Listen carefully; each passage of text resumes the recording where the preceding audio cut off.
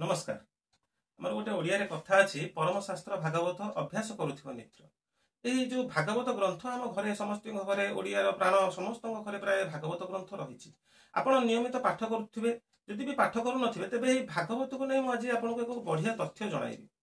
जदि आपनको जीवन में विभिन्न प्रकार समस्या लगी रही, समस्या बाहर बाट आपण पाऊनाहांती, जीवन में बारंबार असफल होउछन्ते, मानसिक दुश्चिंता वृद्धि पाउछि, परिवार अशांति देखा देउछि, तेबे गोटे काम करिवे, नियमित एई भागवत अंतर्गत अष्टम स्कंधर तृतीय अध्याय गजेन्द्र मोक्षण स्तव गज द्वारा श्री भगवान को स्तुति नियमित पाठ करंतु। बहुत कम समय लगे, गोटे अध्याय मात्र प्राय 36 श्लोक संस्कृत रही, तार ओडिया को पाठ करेंगे, तार संस्कृत जदि पारे पाठ करेंगे, देखिए आपणकर समस्त समस्या दूर हेबो, परिवार शांति बजाय रहिबो, ता सहित आपणकर सब प्रकार कार्य सफलता लाभ करेंगे, मानसिक शांति निश्चित भाव में लाभ करेंगे।